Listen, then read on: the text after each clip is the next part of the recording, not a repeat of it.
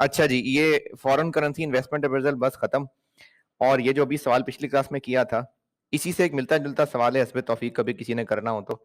इसी से पिछला सवाल काफी हद तक इसी से मिलता जुलता था। हाँ जी, मॉडर्न गारमेंट्स लिमिटेड, हस्बे तौफीक है कभी किसी ने करना हो। फॉरेन करेंसी इन्वेस्टमेंट अप्रेजल का एक सवाल, मैंने इसमें 4 सवाल डाले हैं इस चैप्टर के अंदर, 2 करा दिए हैं और 2 हस्बे तौफीक बता रहा हूँ। एक क्वेश्चन 13 है, ये पुराना लेकिन अच्छा है कैलकुलेशंस के एतबार से। ये जो पहले टाइप ऑफ सवाल किया था ये उसकी प्रैक्टिस है, और क्वेश्चन नंबर 14 ये जो अभी किया ये उसकी प्रैक्टिस है। तो 4 मैंने डाले हुए चैप्टर में, 2 करा दिए, 2 हस्बे तौफीक हो गए। कमोडिटी रिस्क स्टार्ट किया था मैंने, उसकी कराता हूं प्रैक्टिस। और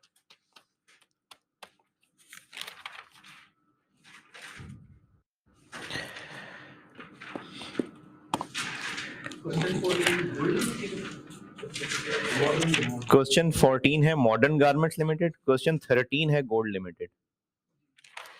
अच्छा, कमोडिटी रिस्क की करते हैं प्रैक्टिस। और ये कमोडिटी रिस्क खत्म करता हूं, कल वाली क्लास में इंशाल्लाह फिर इंटरेस्ट रेट रिस्क कराऊंगा। इंटरेस्ट रेट रिस्क आसान है, उसमें इतनी मुश्किल नहीं होगी आपको। है वो भी सवाल कराऊंगा तो बताना। करेंसी से आसान है, क्योंकि करेंसी में डबल करेंसीज आ जाती हैं, लेकिन इसकी अपनी मुश्किलें हो सकती हैं। जी जी बिल्कुल। क्वेश्चन नंबर 18,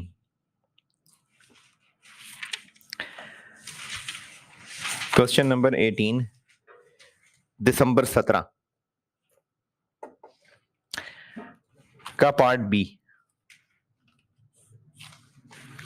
पार्ट ए जो है ये फॉरवर्ड और मनी मार्केट का सवाल था। हाँ ये भी हस्बे तौफीक है। करने तो आपने सारे ही है ना। मैंने ना जो अपने चैप्टर्स के अंदर पास्ट पेपर्स डाले हुए, ये कम से कम मुझे लगता है करने चाहिए। तो वो जो भी रह गए होंगे वो कर लीजिएगा। बाकी इसके अलावा भी अगर कोई करना चाहे तो मैंने फिर जून 8 से ऑनवर्ड बाकी जो अपने चैप्टर में नहीं डाले हुए वो पीछे एंड पे समेट दिए। पार्ट ए फॉरवर्ड और मनी मार्केट का है, वो हस्बे तौफीक है, लेकिन तैयारी करते हुए इसको टिक कर लें, करिएगा जरूर। जी सीपीएल, क्योंकि इसमें ना फॉरवर्ड जरूर है लेकिन वो क्रॉस रेट के साथ फॉरवर्ड है, और इसका आईकैप का सोल्यूशन शदीद गलत था। डायरेक्ट इनडायरेक्ट कोट और वो मल्टीप्लाई डिवाइड का सत्यानाश कर दिया था इन्होंने।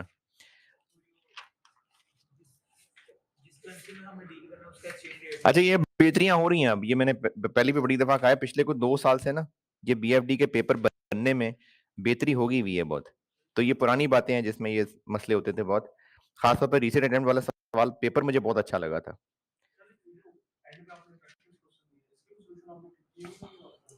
वो जो एंड पे, नहीं वो तो मैंने बस कॉपी पेस्ट किया, क्योंकि अगर मैंने ठीक करने की मेहनत कर ली होती तो मैं अपने चैप्टर में डाल देता। कोई छोटी मोटी गलतियां कोई टाइपिंग की हो गई हो, या जैसे कल एक सवाल कराते हुए मुझे अपनी ये गलती पता चली, यानी मेरे अपने नॉलेज की इंप्रूवमेंट से अगर कोई इंप्रूवमेंट हो जाए तो हो जाए, वरना अपने हिसाब से बेस्ट करके ही वो सोल्यूशन थे। तो पार्ट ए इसका इसमें तौफीक है, लेकिन ये करिएगा जरूर जब भी कभी तैयारी करें आप, जब भी, चाहे अभी अटेम्प्ट हो चाहे अगली अटेम्प्ट हो, लेकिन ये पार्ट ए करिएगा जरूर। ये क्रॉस रेट के साथ फॉरवर्ड है, अच्छा सवाल था। अभी मैं पार्ट बी कर रहा हूं, पार्ट बी पढ़ ले मैं करता हूं बोर्ड पे। On 30 November 17 part B.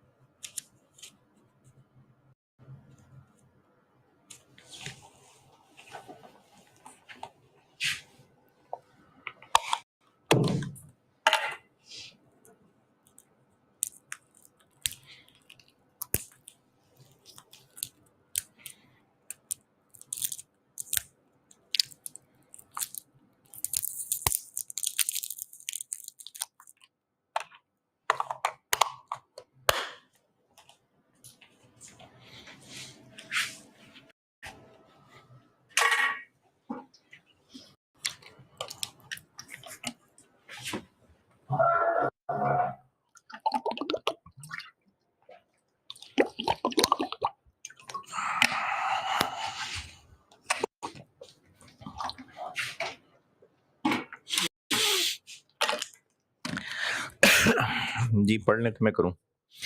अच्छा, अब ये कमोडिटी तो नहीं है, सच शेयर्स हैं, लेकिन तरीके वही हैं, इसलिए शेयर्स और कमोडिटी मैंने इकट्ठे ही रखा है। फ्यूचर का सवाल है और रिक्वायरमेंट इतनी अच्छी नहीं है, लेकिन बस जो बना सकते हैं बना लेते हैं। Devise the hedging strategy using stock future contract, stock shares यानी, and calculate the net outcome. क्या मतलब नेट आउटकम?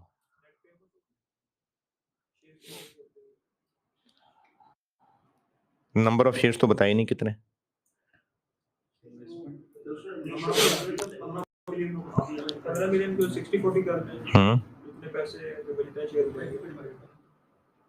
नेट आउटकम से क्या मुराद है कि कल को बेचेंगे तो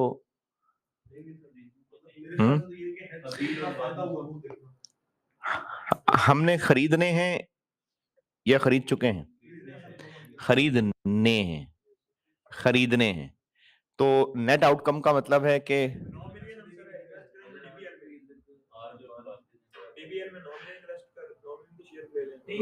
चले मैं दोबारा बताता हूँ, शायद मैं पॉइंट नहीं कन्वे कर सका। 3 मिलियन रुपए हैं, 3 मिलियन रुपए। हम 3 महीने बाद उनसे शेयर्स खरीदना चाहते हैं, तो 3 महीने के बाद हम 3 मिलियन रुपए के शेयर्स खरीद लेंगे, तो बस ठीक है। पर नेट आउटकम क्या? या तो हो ना कि हमने इतने शेयर्स खरीदने हैं, जैसे पहले करेंसी के सवाल में होता था कि इतने डॉलर्स रिसीव करने हैं, इतने स्टर्लिंग पे करने हैं, तो जितने क्वांटिटी पे रिसीव करनी है वो हमें अल्टीमेटली कितने की कॉस्ट की, या जो जून 22 का वो था सवाल कॉपर वाला, पता नहीं, उसमें भी यही था कि 3 लाख टन थे, तो उसके बदले में टोटल कितने पैसे मिलेंगे।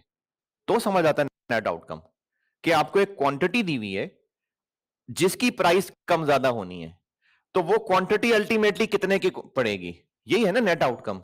इसमें तो नंबर ऑफ शेयर्स नहीं पता। हमारे पास आज 15 मिलियन रुपए हैं और 3 महीने बाद हम उन 15 मिलियन को इन्वेस्ट कर देंगे, तो बस ठीक है, कर देंगे। नेट आउटकम क्या? तो इसके बहुत जनरल सा रिक्वायरमेंट है, इसके 2-3 तरह के आंसर हो सकते हैं। एक पॉसिबल आंसर मैं बना देता हूं। अगर नंबर ऑफ शेयर्स दिए होते हैं ना, और नंबर ऑफ शेयर्स दे के पूछा होता कि नेट आउटकम क्या है, तो फिर हम ये बताते हैं कि हमें ये इतने रुपए के कॉस्ट करेंगे। तो नंबर ऑफ शेयर्स तो दिए नहीं है, बस टोटल अमाउंट अवेलेबल है, जितनी हमने इन्वेस्ट करनी है, तो बस जितनी है इन्वेस्ट कर देंगे। तो नेट आउटकम यह है कि 15 मिलियन इन्वेस्ट कर दिया, कर दिया, तो नेट आउटकम वाली क्या बात है। तो इसके क्या क्या पॉसिबिलिटीज हो सकती हैं वो मैं एक कर देता हूं, बाकी फिर बता भी दूंगा। चलो इतना तो पता चल रहा है कि फ्यूचर का गेन लॉस निकालना है, इतना तो पता चल रहा है। चलें ये तो करते हैं ना जी, कि हम इतना खरीदना चाहते हैं और फिर नेट आउटकम पूछा होता, तो फिर हम ये बताते हैं कि हमें नेट वो कितने के मिले, यानी स्पॉट में क्या है और प्लस माइनस फ्यूचर का गेन लॉस, बिल्कुल ऐसा करते हैं।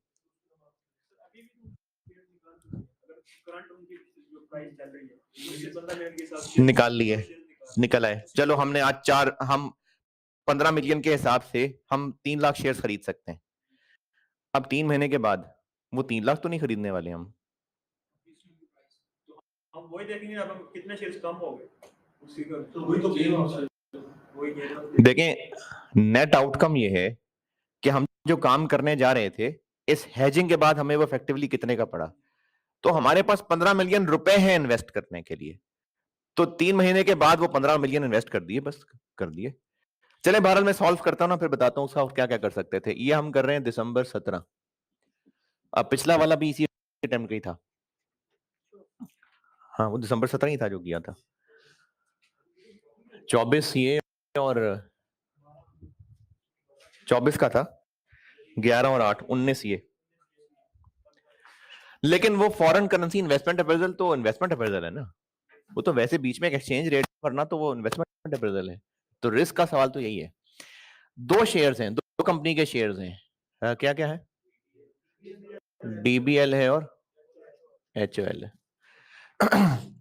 अच्छा, नेट आउटकम से क्या मुराद है, मैं एक बार ना फ्यूचर का गेन लॉस निकाल दूं ना, फिर समझाता हूं कि इसके में और क्या क्या कर सकते थे। फ्यूचर का गेन लॉस कुछ नहीं भी समझ आ रहा है, इतना तो समझ आ रहा है ना कि फ्यूचर का गेन लॉस निकालना है। आज फ्यूचर मार्केट में हम एंटर हो रहे हैं, तो बाय और कल सेल या आज सेल और कल बाय? क्यों? क्योंकि जो काम हमने कल करना होता है ना, उसका हम वो काम आज फ्यूचर करते हैं। तो हमने कल को शेयर्स खरीदने हैं, तो फिर हम बाय नाउ और सेल कल करेंगे।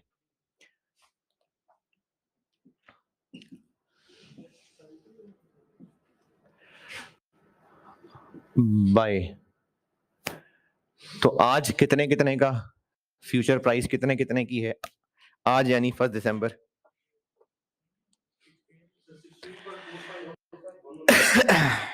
16.2 या 16.45? 16.2 या 16.45? 16.2 स्पॉट रेट दे, ये रेडी मार्केट प्राइस, मतलब ये स्पॉट प्राइस है। तो फ्यूचर की प्राइस जो है वो 16.45 है। तो 16.45 और दूसरे की 113.15।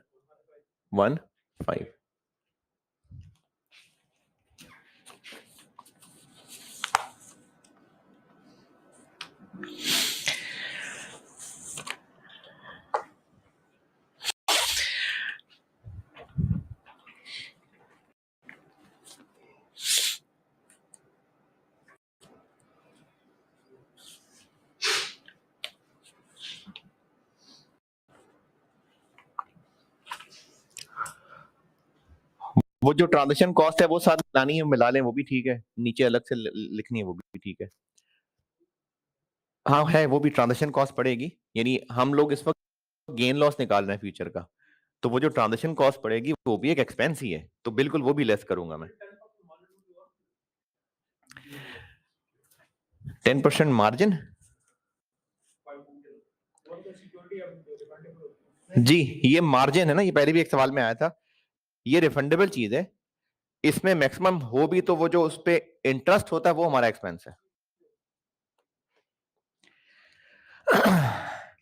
अच्छा, 1 दिसंबर को ये इनकी हमारी फ्यूचर मार्केट में एंटर होने की प्राइस आ गई, कल को करेंगे सेल, तो कल फ्यूचर की प्राइस क्या होगी? नहीं तो वो तो शेयर प्राइस है, यानी वो तो स्पॉट होगा। हाँ जी, मैंने आपको फ्यूचर के ना 3 सिनेरियोस बताए थे। एक नॉर्मल सवाल था जिसमें क्लोजिंग डेट की भी सारी प्राइसेस दी हुई हैं, फिर एक सिनेरियो था जिसमें क्लोजिंग डेट का स्पॉट रेट दिया हुआ है, फ्यूचर नहीं दिया हुआ, तो उस पर फिर वो बेसिस वाला तरीका लगाना था, और तीसरा सिनेरियो ये था कि क्लोजिंग डेट का कुछ भी नहीं पता, तो फिर वो लॉक इन रेट वाला कॉन्सेप्ट था। और ये ग्रुप में भी किसी ने पूछा था आल्दो कि मैंने जब ये चीज पढ़ाई थी तब तक मैं फ्यूचर का केस 1 पढ़ा रहा था, लेकिन ये बात केस 2 पे भी एप्लीकेबल है, और ये जो अब कमोडिटी फ्यूचर है इन पे भी एप्लीकेबल है, ये बात फ्यूचर पे एप्लीकेबल है कि फ्यूचर के सवालों में अगर आपको क्लोजिंग रेट, क्लोजिंग डेट की इंफॉर्मेशन नहीं दी हुई तो बेसिस वाला तरीका लगाएंगे। तो इसमें हमें 31 दिसंबर की फ्यूचर की प्राइसेस नहीं दी हुई, लेकिन स्पॉट रेट्स पता चल सकते हैं, तो वहां से हम बेसिस के जरिए निकाल सकते हैं। 1 दिसंबर की डीबीएल और एचओएल, 1 दिसंबर की स्पॉट प्राइस कितनी? 16.2 और 112.4, जबकि इस दिन 31 दिसंबर फ्यूचर की नहीं, 31 दिसंबर नहीं, ये फ्यूचर मेच्योरिटी वाला कौन सा है? 3 मंथ फ्यूचर है, ये कब खत्म होने? 28 फेब को।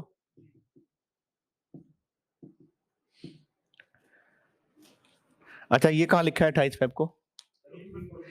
ये ना 1 दिसंबर को जब हम जा रहे हैं ना, तो 3 मंथ्स टाइम के अंदर ये खत्म होने वाले हैं, तो फिर आज से ऑनवर्ड ही 3 मंथ होंगे, वरना अगर वो डेट देता तो हमें गिनने में आसानी हो जाती। इस दिन इनकी प्राइस थी 16.45 और 113.15, तो उस दिन बेसिस कितना था? 0.25 0.75। अब हम आ गए हैं 31 दिसंबर पे। 31 दिसंबर पे स्पॉट कितना होगा, यानी मार्केट में शेयर की प्राइस कितनी होगी। पॉइंट नंबर आखिरी, शेयर प्राइसेस 2 महीने बाद। अच्छा, हम खड़े हैं अभी,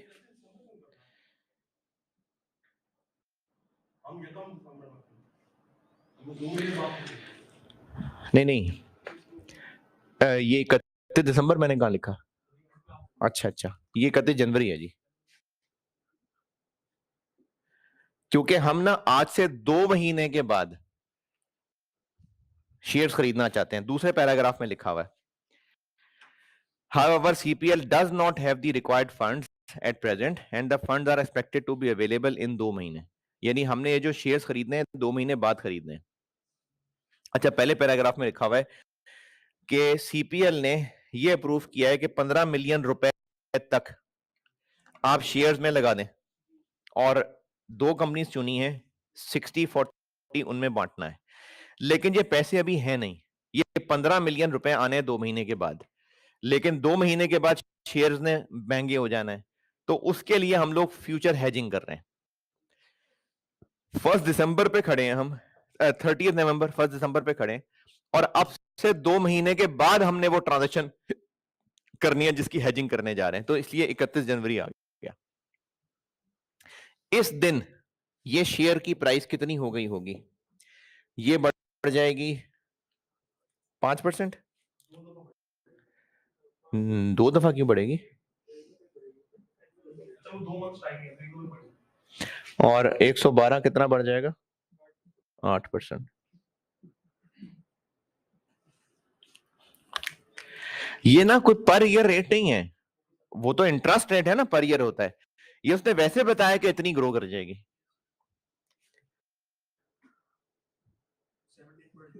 0 1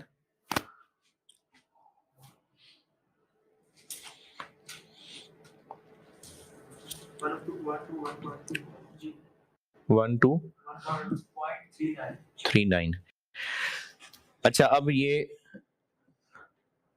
2 महीने बाद की बात है,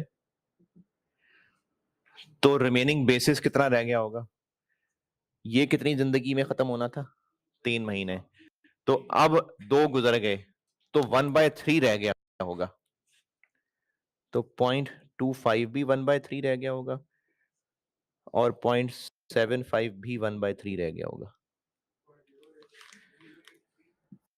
0.08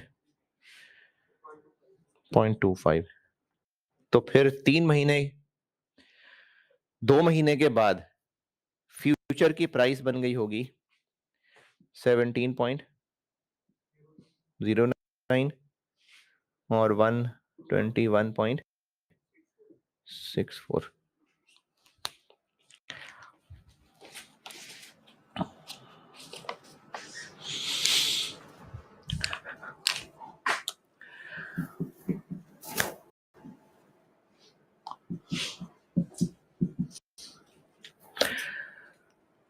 तो बज़ाहिर तो इनमें अभी प्रॉफिट ही है, पॉइंट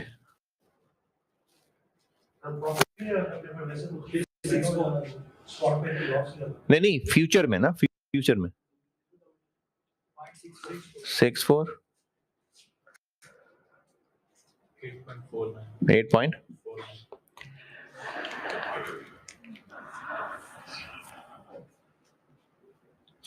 अच्छा, मैं ना इसको दोबारा बताता हूं, अभी ना रिक्वायरमेंट इतनी अच्छी क्लिक नहीं की है, तो मैं कह रहा हूं कि जो कर सकते हैं वो तो करें ना, फिर कुछ सामने हाथ आ जाएगा ना, फिर देखते हैं रिक्वायरमेंट से कैसे मैच करना है इसको। अभी मैं इस वक्त पर शेयर फ्यूचर का गेन लॉस निकाल रहा हूं। हमें नंबर ऑफ शेयर नहीं पता, अभी हमें नंबर ऑफ कॉन्ट्रैक्ट नहीं पता। क्यों? जब नंबर ऑफ शेयर नहीं पता कितने खरीदने हैं, कॉन्ट्रैक्ट साइज नहीं पता, तो फिर हम अभी सिर्फ यही कर सकते हैं कि पर शेयर कितना गेन लॉस है, फिर देखते हैं रिक्वायरमेंट से कैसे जोड़ता हूं उसको, यहां तक। अच्छा, फ्यूचर मार्केट में गेन लॉस, एक तो ये प्राइसेस का डिफरेंस है, इसके अलावा हमें फ्यूचर मार्केट में जाने का ये ट्रांजैक्शन कॉस्ट का भी खर्चा करना पड़ेगा, वो भी एक खर्चा ही है। तो ट्रांजैक्शन कॉस्ट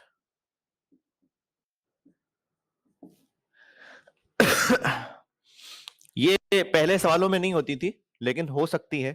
तो फ्यूचर मार्केट में एंटर होने की ट्रांजैक्शन कॉस्ट है कितनी? 0.15।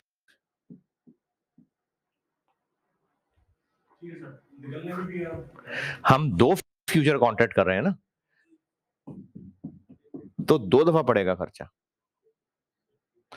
देखें, हम फ्यूचर मार्केट में 2 दफा जाएंगे, बाय भी करेंगे, कल को सेल भी करेंगे, तो हमने 2 दफा फ्यूचर कॉन्ट्रैक्ट करना है। और दूसरे की कितनी? 0.85, तो उसको डबल कर लें, 1.7।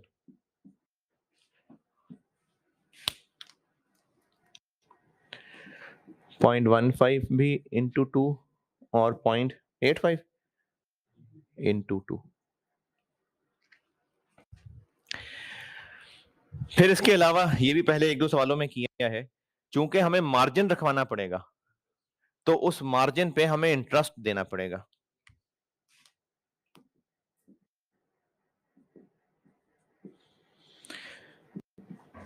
कितना मार्जिन रखेंगे? 10%। किसका 10%? अच्छा, कब रखना पड़ेगा मार्जिन? जब पहली दफा जा रहे होंगे या जब दोबारा जा रहे होंगे? और 10% रखना पड़ेगा। किसका 10%? जिस दिन हम फ्यूचर मार्केट में एंटर हो रहे हैं उस दिन हम किस प्राइस पे एंटर हो रहे हैं, ये तो इसका 10% हमें रखना पड़ेगा। ये तो दोबारा जा रहे हैं और क्लोज कर रहे हैं, मार्जिन तो रखवाना है पहले दिन, तो पहले दिन हम इस प्राइस पे एंटर हो रहे हैं।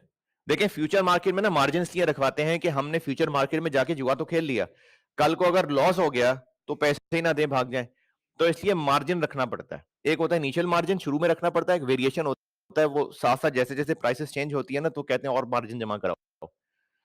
तो हमें ये पैसे जमा कराने पड़ेंगे पहले दिन। इस प्राइस पे एंटर हो रहे हैं ना, तो इतने पैसे हमें ओडी से निकालने पड़ेंगे, ओवरड्राफ्ट से, और इंटरेस्ट पड़ता है 10%, तो मार्जिन है उसके ऊपर 10%, ये रिक्वायरमेंट में लिखा हुआ है। तो मार्जिन के ऊपर इंटरेस्ट पड़ेगा 16.45 का 10% मार्जिन का 10% इंटरेस्ट, लेकिन 2/12। 2/12 क्यों? क्योंकि इन दोनों कामों के दरमियान 2 महीने का गैप है। हमने आज जाना है फ्यूचर मार्केट में, उसके बाद 2 महीने बाद जाना है, तो 2 महीने तक मार्जिन रखा रहेगा। और इंटरेस्ट रेट हमेशा पर एनम होता है, लिखा भी हुआ है, तो 2/12 जी। ये है मार्जिन, ये इतने रुपए प्राइस पे हमने फ्यूचर कॉन्ट्रैक्ट किया, तो उस पर 10% मार्जिन रखवाना पड़ा। इतने पैसे मार्जिन के देंगे, ओवरड्राफ्ट से देंगे, तो इतना इंटरेस्ट पड़ेगा। और इसी तरह HUL के 113.15 10% मार्जिन, और ये 10% इंटरेस्ट का।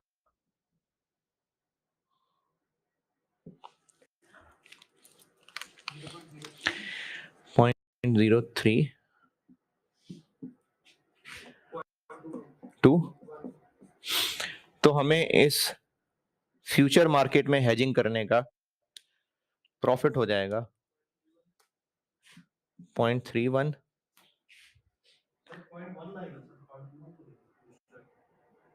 ये 0.21 नहीं है, 113.15 इंटू 10% इंटू 10% इंटू 2/12।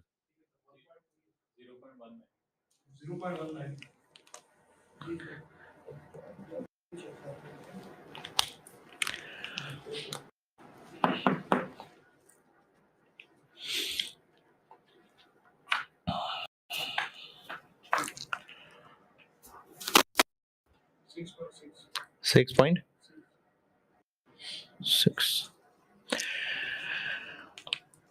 ये निकल आया है पर शेयर गेन या लॉस। वो जो हम फ्यूचर का गेन लॉस निकाला करते हैं ना, उसमें पहले हम पर डॉलर या पर शेयर या पर टन या पर बैरल उसके बाद उसको मल्टीप्लाई एक कॉन्ट्रैक्ट में कितनी quantity into number of contract. हमें नंबर ऑफ कॉन्ट्रैक्ट भी नहीं पता और एक कॉन्ट्रैक्ट में कितने हैं ये भी नहीं पता। यहां तक। अब यहां से आगे ना रिक्वायरमेंट से जोड़ते हैं इसको। कंपनी ने फैसला किया है कि 15 मिलियन रुपए वो इन्वेस्ट करने को तैयार है, जो अभी उनके पास नहीं है, 2 महीने बाद आएंगे। अब उस 2 महीने के बाद 15 मिलियन रुपए तो आएंगे ही आएंगे, उसके अलावा हमें इस मार्केट से गेन भी मिल जाएगा। अब आपसे पूछा है net outcome and hedge efficiency भी पूछा है, लेकिन हेज एफिशिएंसी से पहले पहले की बात कर रहा हूं। डिवाइज द हेजिंग स्ट्रेटेजी, यानी बाय सेल। और बाय सेल क्यों? क्योंकि कल को हमने स्टॉक बाय करना है, इसलिए हम फ्यूचर मार्केट में आज जाके बाय करेंगे और कल क्लोज करने के लिए सेल करेंगे। And calculate net outcome. अब नेट आउटकम से मुराद होनी तो ये चाहिए थी कि इतने शेयर्स खरीदना चाहते हैं, वो शेयर्स आज इतने के हैं, कल इतने के होंगे, तो स्पॉट की ट्रांजैक्शन प्लस माइनस गेन, ये नेट आउटकम होता। लेकिन हमें नंबर ऑफ शेयर्स नहीं पता। क्या क्या तरीका हो सकता है आंसर करने का, मतलब नेट आउटकम बताना है।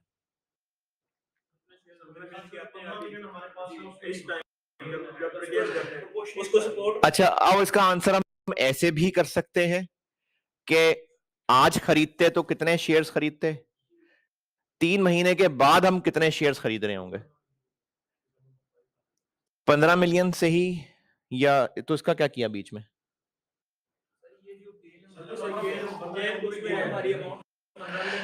हाँ, हम इनसे जो गेन कमा रहे हैं वो एक्स्ट्रा पैसा ही आएगा ना, 15 मिलियन में वो ऐड कर लें तो एक रिक्वायरमेंट बन सकती है कि अब इतना टोटल पैसा है जो हम शेयर्स में इन्वेस्ट कर पाएंगे। यहां तक भी ठीक है। और एक स्टेप और आगे कर सकते हैं कि इतने पैसों हम कितने शेयर्स खरीद पाएंगे, ये भी कर सकते हैं। हाँ, अब अगला मसला, ये तो चलो हमें रिक्वायरमेंट समझ आ गई ना कि पहुंचना कहां है। रिक्वायरमेंट दोबारा बता रहा हूं, नेट आउटकम होना तो ये चाहिए था कि नंबर ऑफ शेयर्स पता होते, जैसे पहले नंबर ऑफ डॉलर्स पता होते थे या नंबर ऑफ बैरल्स पता थे, तो हम देखते कि एंड टोटल कितना कॉस्ट करेगा, ये नेट आउटकम है। लेकिन नंबर ऑफ शेयर्स नहीं पता, तो अब हम ये बता सकते हैं कि 2 महीने के बाद जब 15 मिलियन रुपए मिलेंगे और यहां से जो गेन कमाएंगे, तो टोटल इतने रुपया अवेलेबल होगा जो हम इन्वेस्ट कर पाएंगे, ये भी आंसर हो सकता है। और अगर इसको एक स्टेप और आगे बढ़ाना है तो यहां तक तो पहुंचना पड़ेगा, एक स्टेप और आगे चला जाएगा कि इतने शेयर्स खरीद पाएंगे। इन एनी केस 15 मिलियन में क्या ऐड करना है,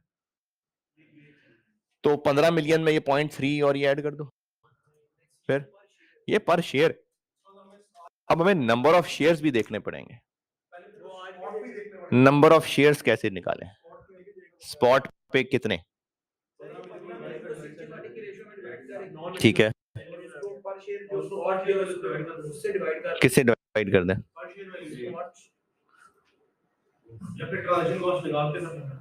क्या हम आज शेयर्स खरीदने लगे?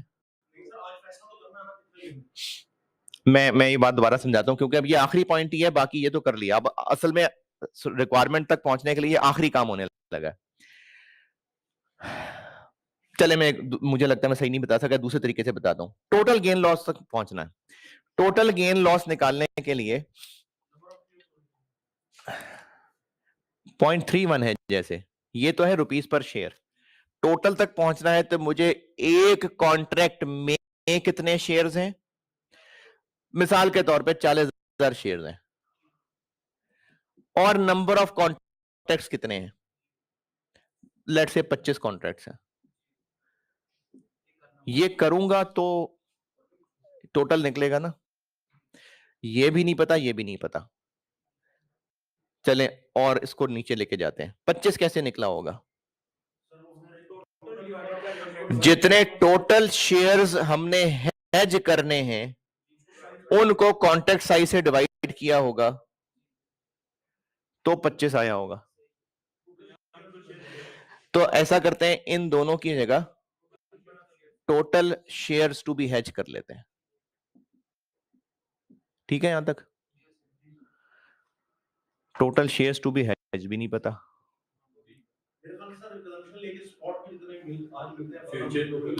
फ्यूचर की कैलकुलेशन में स्पॉट का कोई काम नहीं है।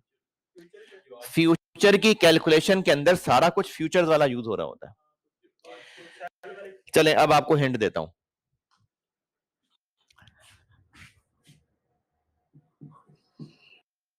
ये फ्यूचर की प्राइस है और यूके कंपनी है और इसने रिसीव करने हैं $5 मिलियन।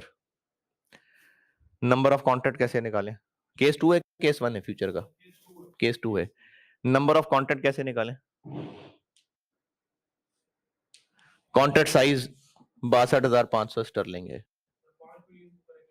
तो 5 मिलियन को मैं 62,500 से डिवाइड कर दूं। इसको कन्वर्ट करना पड़ेगा किस प्राइस पे? फ्यूचर वाली प्राइस के स्पॉट वाली? फ्यूचर वाली। ठीक है, ये ठीक है ना केस 2?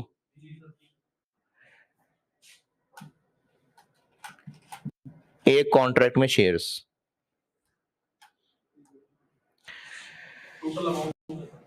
₹9 मिलियन, 9 और 6, 9 और 6, 60%, 40%, 15 मिलियन में से 60% और 40%, 9 मिलियन, 6 मिलियन, 9 मिलियन रुपए की अमाउंट है। हमने फ्यूचर मार्केट में जाना था स्टर्लिंग के लिए, लेकिन हमारे पास स्टर्लिंग नहीं थे, स्टर्लिंग के लिए अमाउंट थी। तो फ्यूचर मार्केट में नंबर ऑफ शेयर्स के साथ जाना है, तो हमारे पास नंबर ऑफ शेयर्स नहीं है, वो अमाउंट है जिससे नंबर ऑफ शेयर्स बनने हैं।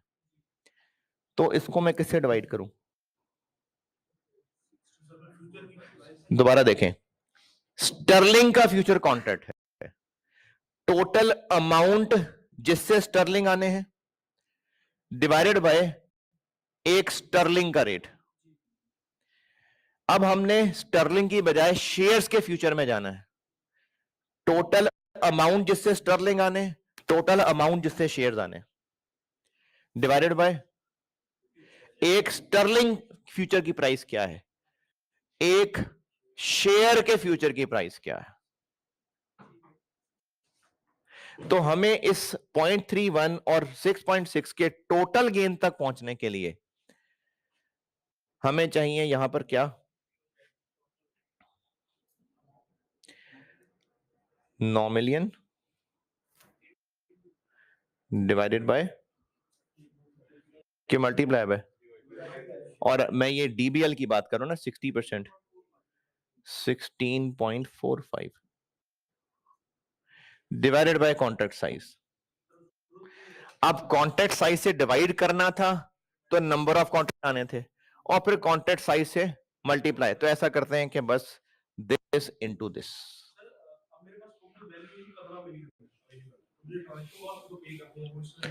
वो कर ली।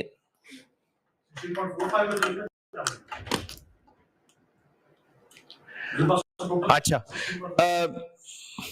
इसमें आप ये कह सकते हैं कि ट्रांजेक्शन कॉस्ट के पैसे अरेंज कर लेंगे, अगर करने हैं तो वो भी ठीक है, अगर नहीं तो आप 16.45 की बजाय यहां पर 16.45 के साथ 0.15 मिला लें, वो भी ठीक है।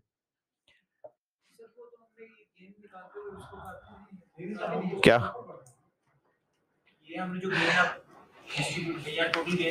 नहीं, वो तो कर लिया। ये मैं क्या कर रहा हूं कि जब फ्यूचर मार्केट में जा रहे थे तो कितने कॉन्ट्रैक्ट्स कर रहे थे, और निकाला ऐसे कि एक शेयर की फ्यूचर प्राइस क्या थी, टोटल अमाउंट जितने के शेयर्स हमने खरीदने थे, डिवाइड, ताकि पता चले कितने शेयर्स की हेजिंग करनी है। तो वो ये कह रहे हैं कि हमारे पास 9 मिलियन रुपए में से एक शेयर की प्राइस और साथ ट्रांजेक्शन कॉस्ट भी तो जानी है, तो 16.45 से डिवाइड करने की बजाय 0.15 भी ऐड होना चाहिए, वो भी कर सकते हैं। यानी हम ये भी कह सकते हैं कि इतने पैसे तो शेयर्स में इन्वेस्ट करने हैं, बाकी हो सकता है ट्रांजेक्शन कॉस्ट के लिए अलग से पैसे हो, तो वो भी ठीक है, ये भी ठीक है। तो टोटल गेन निकल आएगा, ये तो पर शेयर है, टोटल गेन निकलेगा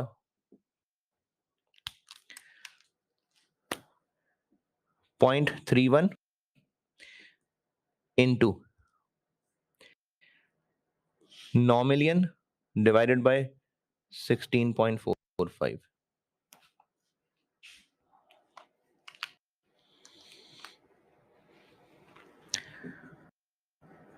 Rupees 1.69 या 0.16 0.16 मिलियन और HOL 17 और HOL के लिए 6.6 into 6 million divided by 113.15 point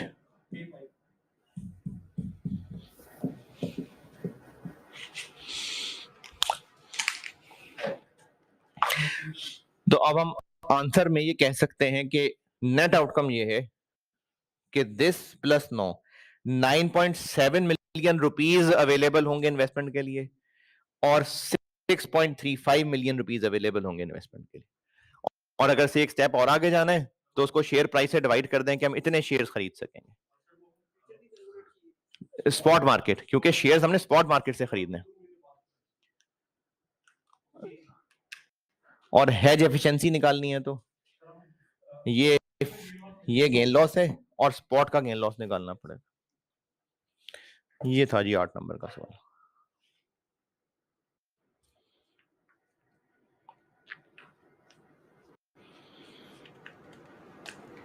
हाँ जी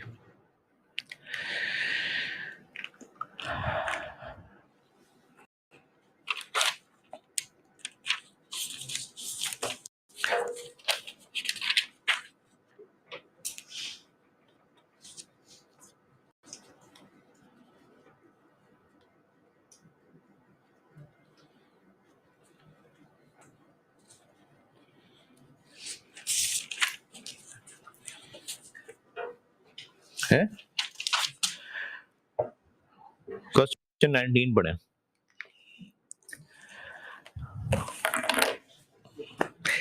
ये सवाल जी क्या नंबर ऑफ कॉन्ट्रैक्ट्स निकालने के लिए, फ्यूचर मार्केट के नंबर ऑफ कॉन्ट्रैक्ट्स निकालने का स्पॉट रेट से कोई ताल्लुक नहीं। हम जिस दिन फ्यूचर मार्केट में एंटर हो रहे थे ना उस दिन वाली फ्यूचर प्राइस लेते थे, क्योंकि हो ही फ्यूचर मार्केट में एंटर रहे। कौन सा रिमेनिंग बेसिस कैसे निकाला?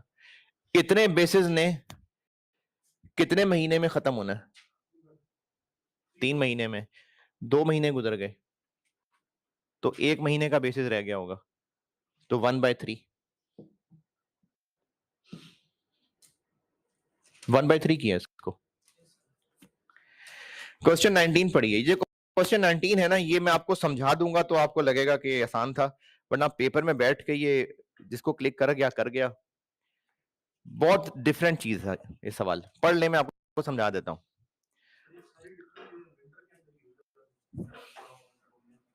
समर में और चीजें होती हैं, समर में भी सारी ऐसी होती हैं। अब आप चूंकि आपने टारगेट विंटर को किया हुआ है ना, इसलिए आप विंटर को नोट कर रहे हैं। है जी GIL वाला क्वेश्चन नंबर 19 दिसंबर 19 अटेम्प्ट है 12 और 4 16। पढ़ लीजिए, सवाल मजे का है लेकिन ये पेपर में बैठ के क्लिक नहीं किया होगा, क्योंकि बहुत डिफरेंट सवाल था। ऐसा सवाल कभी देखा नहीं कहीं जिंदगी में। लेकिन ये सवाल ऐसी चीज नहीं है कि आपने कोई ऐसा टॉपिक पढ़ा हो तो आपको मैं टॉपिक पढ़ा लूं तो ये सवाल हैंडल कर लेगा, नहीं है। बहुत डिफरेंट सवाल है, आप इसको पढ़ें तो समझाता हूं।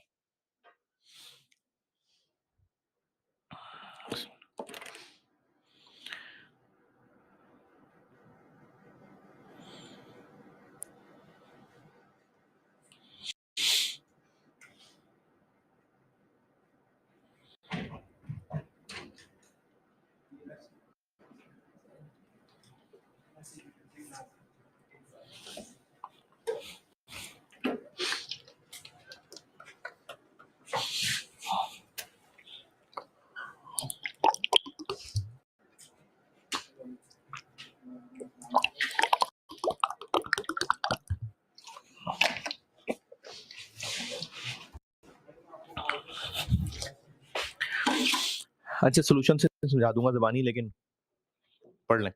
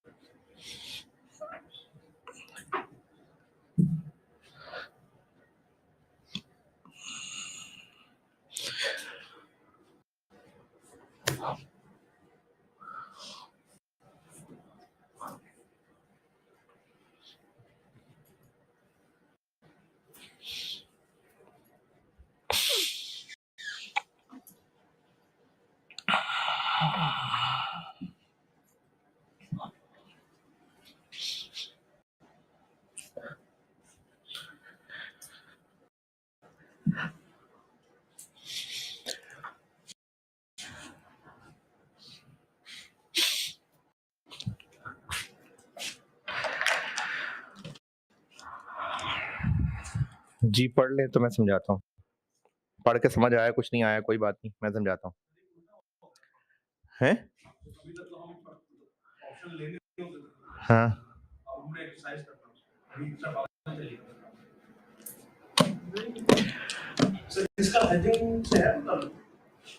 इसका हेजिंग से कोई ताल्लुक नहीं है, वो आपसे सिर्फ ये चेक करना चाह रहा है कि ऑप्शंस की कैलकुलेशन, मतलब हेजिंग नहीं है ये बस ऑप्शन की एक्सरसाइज का एक सवाल उन्होंने बनाया है।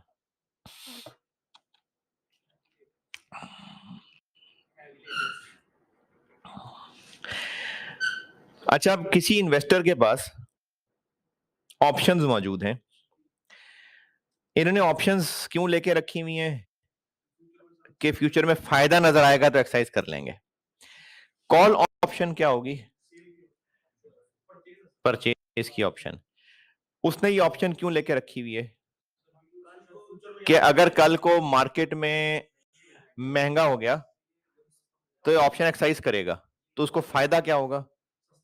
सस्ता खरीद के महंगा बेच देगा। अच्छा, पुट ऑप्शन ली हुई है इसने, इसको क्या फायदा? हेजिंग नहीं हो रही है, ये सवाल हेजिंग का नहीं है, ये जस्ट ऑप्शंस के ऊपर सवाल है। ये कोई इन्वेस्टर है, जुआरी है, जिसने ऑप्शंस के ऊपर खेलना था।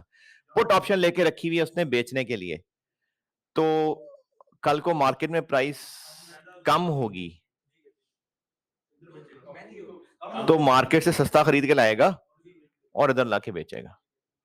तो ये 4 शेयर्स हैं, 2 पे कॉल है, 2 पे पुट है, लेकिन एक भी मैं आपको बता दूं तो चारों वैसे ही होंगे।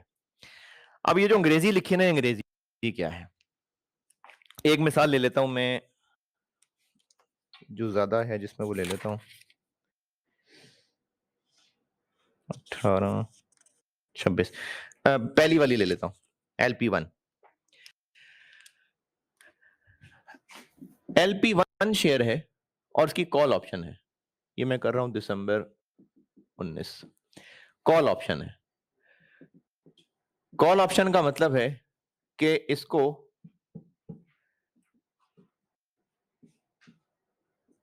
ये खरीदने में कितने का पड़ेगा?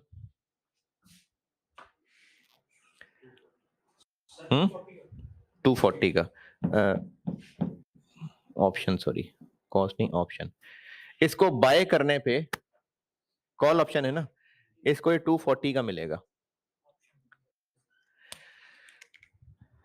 मार्केट में शेयर जब महंगा हो रहा था तो मैक्सिमम कहां तक गया ये?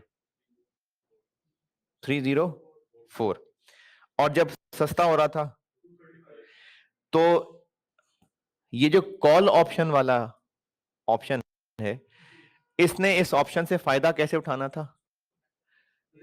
जब मार्केट में शेयर महंगा हो जाता तो फिर ये ऑप्शन एक्सरसाइज करता, शेयर 240 का लेता और जाके मार्केट में बेच देता। तो जब इसकी प्राइस मार्केट में कम हुई होगी, महंगी हुई होगी, तो उसको लगा होगा चलो मैं ऑप्शन एक्सरसाइज करता हूं और जाके बेच देता हूं। मैक्सिमम प्राइस कहां तक गई? जब उसने सेल अगर करना हो जो मैक्सिमम हाई है,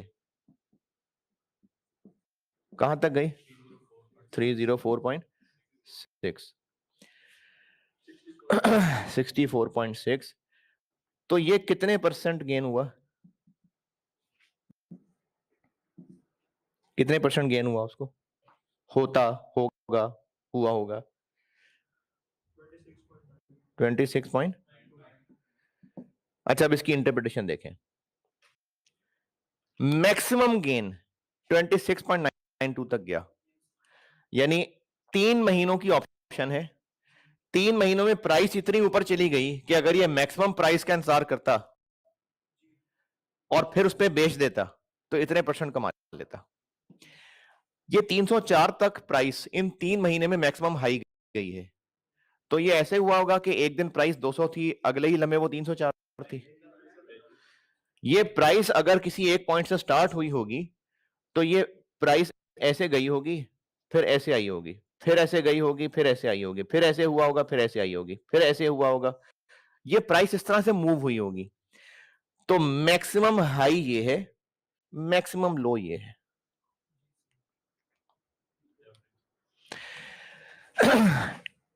इनकी मैनेजमेंट ने ये पॉलिसी बनाई हुई थी कि मार्केट पे हर वक्त नजर रखें।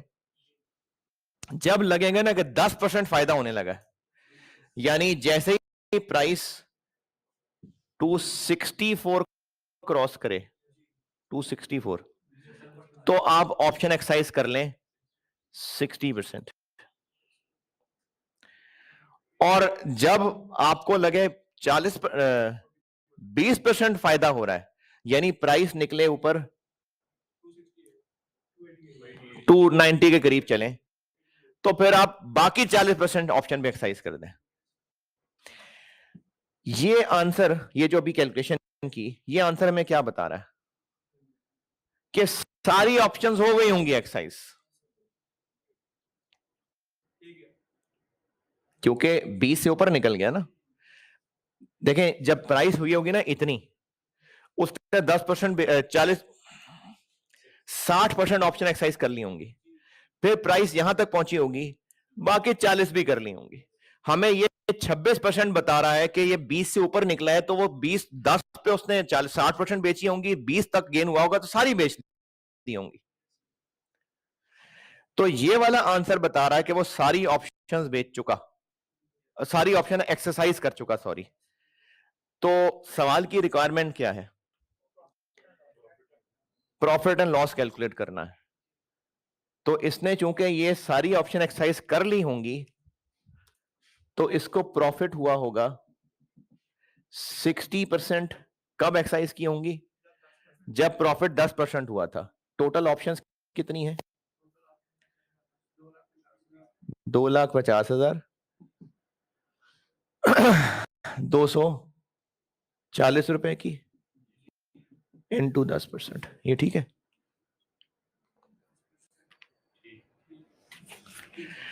इसका 10% प्रॉफिट हुआ होगा तो उसने 60% ऑप्शन एक्सरसाइज कर ली होंगी, और बाकी 40% के लिए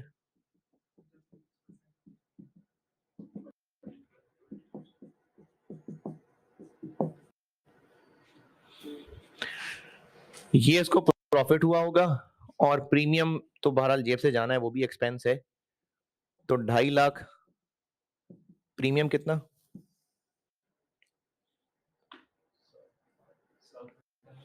7 रुपए। ये इनका नेट प्रॉफिट निकलेगा। और अगर इसका आंसर 16% आया होता तो उसने ये तो एक्सरसाइज कर ली होती, बाकी अब कर लेगा। अब कब?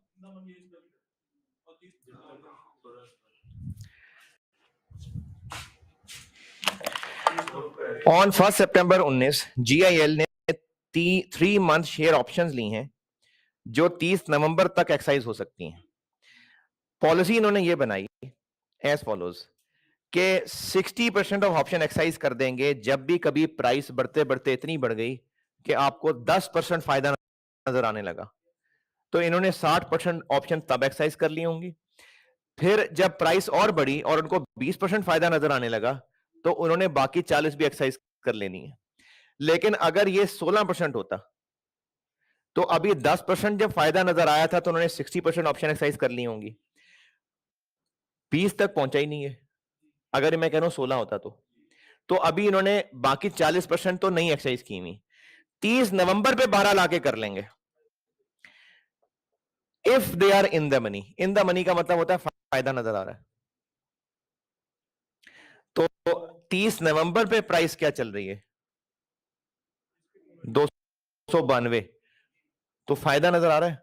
हाँ, तो अगर ये 16% आ रहा होता तो 60% के ऊपर इतना प्रॉफिट कमा लिया होता और बाकी 40% के ऊपर 52 रुपए प्रॉफिट कमा लिया होता। तो फिर बाकी 40% इंटू 52 रुपए करता। चारों में ऐसे ही करना है, चारों ऑप्शंस में ऐसा ही है। और पीछे सॉल्यूशन देख रहे हैं, मैंने सेम फॉर्मेट रख के सॉल्व किया हुआ है। सब में ऐसे ही मैंने देखा कि टोटल मैक्सिमम गेन कितना है। अगर वो 10 के अंदर अंदर था तो फिर कुछ भी एक्सरसाइज नहीं किया होगा, अब आके करेंगे। अगर 10 से ऊपर था लेकिन 20 के अंदर था तो इसका मतलब 60% एक्सरसाइज हो गई होंगी, बाकी अब आके करेंगे। अगर 20 से ऊपर निकल गया था तो मतलब सारी एक्सरसाइज हो गई हुई थी। बस फर्क सिर्फ यह है कि जब आपने कॉल ऑप्शन लेनी है तो बेचना है चूंकि तो मैक्सिमम वाली प्राइस लेनी है, और जब पुट ऑप्शन है तो सेल वाली ऑप्शन है, सेल ऑप्शन है, और बाय के लिए मार्केट की सबसे सस्ती प्राइस लेनी होगी। वो भी करके दिखाता हूं। तीसरा वाला शेयर क्या है? NM4। चलो चौथा सेल करना हमारे पास ऑप्शन है कितने का? और बाय हमने मार्केट से तब करना है जब सस्ता होगा। तो सबसे लोएस्ट कब गया होगा?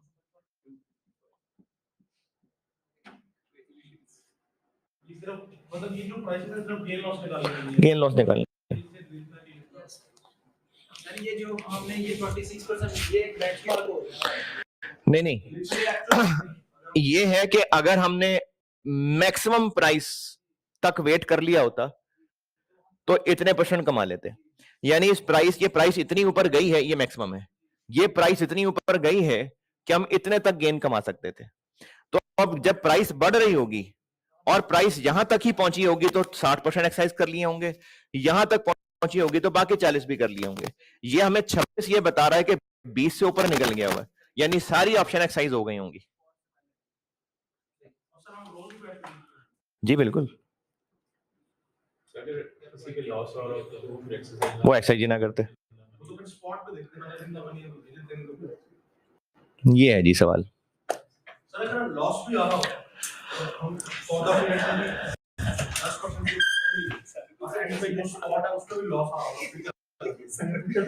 क्या हो गया? जाना है तो चले ऑफिस। हाँ नहीं और कर दिए तो और करा देता हूँ। चले ठीक है, अल्लाह हाफिज।